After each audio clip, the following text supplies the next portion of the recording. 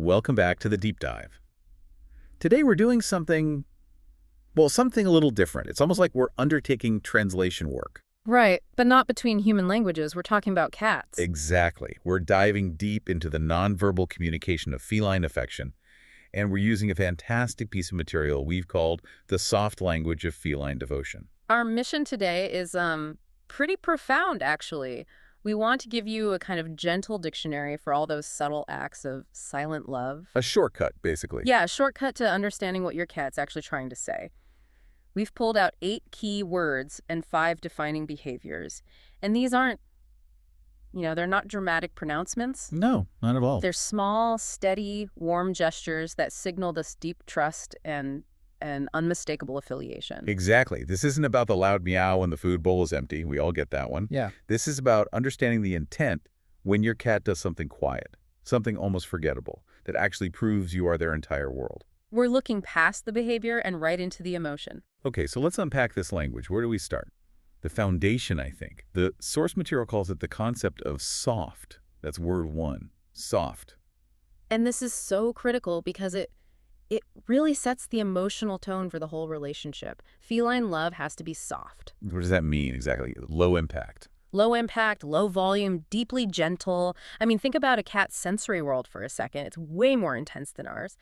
A loud noise, a sharp movement, these are like sensory assaults to them. So when they deliver affection in that very specific feline way, the soft blink, the soft purr, the little soft paw touch, it's a deliberate choice. It is. It's them dialing their high-intensity world down to our level. It's an act of profound courtesy, really. And that courtesy, that softness, leads us right to behavior 1, which is maybe the most famous one, the slow blink. It is the ultimate expression of that gentle trust. The source material describes it as the closest thing in their vocabulary to a voluntary, vulnerable kiss. I think a lot of us do it back instinctively, right? We slow blink at our cats. But maybe we don't fully grasp the gravity of the gesture. Why is closing their eyes such a big deal? Well, because in the animal kingdom, and a cat is both predator and prey, direct eye contact is. It's usually a challenge. It's a precursor to aggression. So breaking that or softening it is huge. It's everything. Vulnerability is exposure. So when a cat slowly closes its eyes in your presence, it is temporarily disabling its main defense mechanism. It's saying, clear as day, I trust you completely. I am safe with you. My heart is calm when you are here. Wow, that completely reframes it. It's not just, I'm sleepy or I'm content. Yeah. It's an active surrender to the moment. It is. And it's not a monologue. The source is really clear that you're expected to participate. To complete the loop. Exactly. It's an invitation to have a conversation of love without any sound. When you slow blink back, you acknowledge their trust, you affirm the safety, and you return that feeling of calm. It's maybe the most effective two-way dialogue you can have. Okay, so from that foundation of trust, the language gets a bit more permanent. We move into how they express a desire for security. Word 2, stay. Right. If the slow blink is about trusting in the moment, stay is about long-term intention. And they don't say it, they show it. Through physical presence. Through physical presence and weight. When they curl up right next to you, pressed against you, or they settle on your chest, or they do that full-on stretch across your legs so you can't move. Right, the leg trap. That's a powerful unspoken wish. It's a whispered message. Stay here, stay close, stay with me. They're anchoring themselves to you. And that anchor leads us straight into behavior 2, sleeping on you. And we have to stop and think about the evolutionary significance of this. Sleep is a high-risk activity for any animal.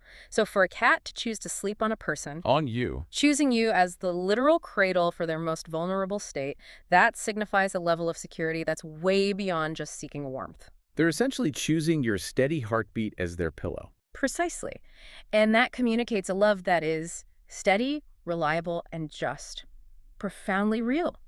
If your cat uses you as an anchor for sleep, you represent the highest possible level of safety in their entire world.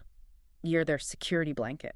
So once that security is locked in, we move to something a little different. Affiliation, maybe possession. Word 3 is mine. Yes, and this is a bit more nuanced because mine isn't always about touching you. It's often about claiming objects associated with you. Like my chair or my laptop.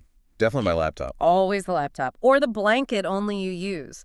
The quiet thought process there is, this person is mine, so all the things that are important to them belong in my sphere of influence. It's a form of claiming then. Yeah. And the most direct physical version of that is behavior 3, the head bump, or bunting. Bunting, yeah.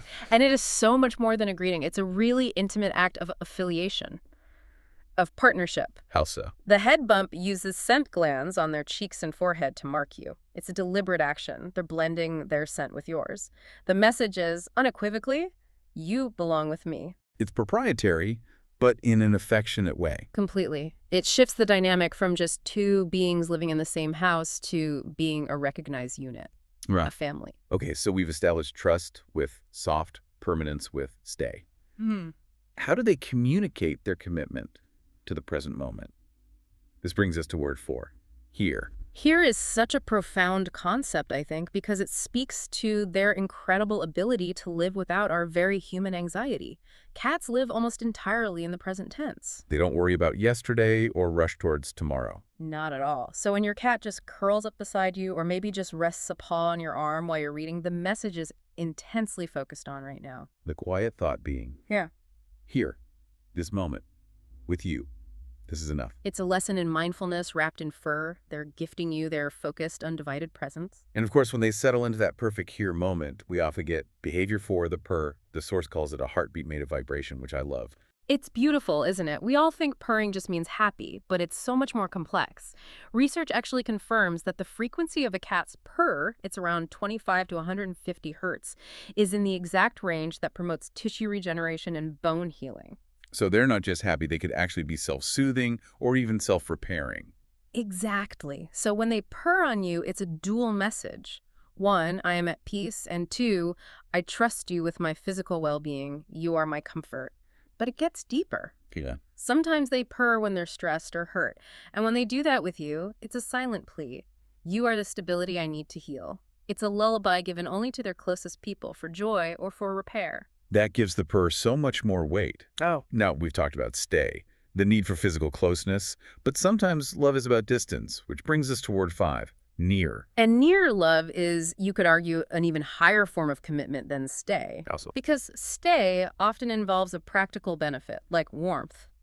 Near is purely a confirmation of chosen presence. It's when your cat is across the room, maybe on another chair, just existing in the same space, not touching, not demanding anything. The low-maintenance commitment. It's the silent confirmation. I choose your presence. They've assessed the entire house, and their preference is to be in the same room as you. Being near you is enough. It requires nothing from you. And that leads right into behavior 5, following you, the little shadow that tracks you from the living room to the kitchen. And back again. We joke that they're just checking on the food supply. The food dispenser, yeah. But the source material reframes it. It's not about curiosity. It's about connectivity. Think of it as maintaining a kind of mobile security boundary. They're just making sure the group stays together. So it's a pack instinct, almost. In a way, the simple message is, where you go, I want to go too.